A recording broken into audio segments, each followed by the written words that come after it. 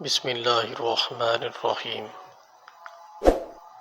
اپنے خاندان میں ناچاکی اور لڑائی جھگڑا ختم کرنے کا طریقہ جس پر ہر انسان کے عمل کرنے سے گھریلو زندگی پرسکون بن سکتی ہے۔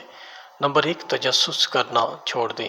کسی کی ٹوہ میں لگنا انسان کو نفسیاتی مریض بنا دیتا ہے، بلکہ ایک ماہر نفسیات کے بقول اکثر نفسیاتی امراض کا سبب تجسس کرنا ہے۔ چنانچہ ہر وقت اس فکر میں رہنا کہ مجھے فلاں کے حالات سے واقفیت رہے تاکہ کل کو اس پر موقع ملے تو برتری دکھائی جائے اور اسے رسوا کیا جائے، یہ خاندان میں بگاڑ کا سبب بنتا ہے۔ نمبر 2، خاندان کے افراد کو برے ناموں اور برے القابات سے ذکر کرنا چھوڑ دیں۔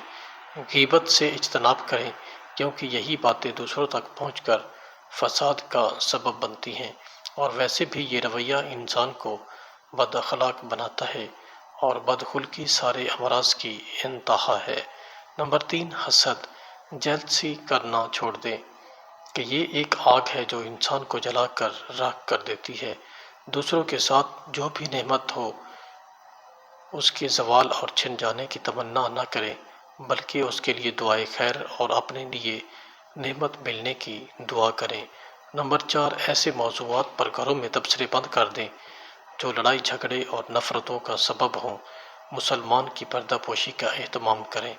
نمبر 5، جن سے ناراضگی یا ناچاکی ہے ان کو اپنی گنجائش کے مطابق ہدیہ یعنی گفٹ دیں، چاہے وہ کسی چیز کا ہدیہ ہو یا اعمال کا ہدیہ ہو، یعنی ان کے ساتھ کسی بھی موقع پر مدد کرنا اور پریشانی دور کرنے۔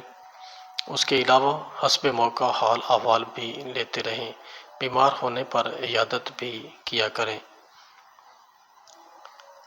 ان صفات کو اپنانے سے انشاءاللہ سارے مسائل حل ہو جائیں گے۔ اللہ پاک مجھے بھی اور آپ کو بھی عمل کرنے کی توفیق عطا فرمائے۔ آمین یا رب العالمین۔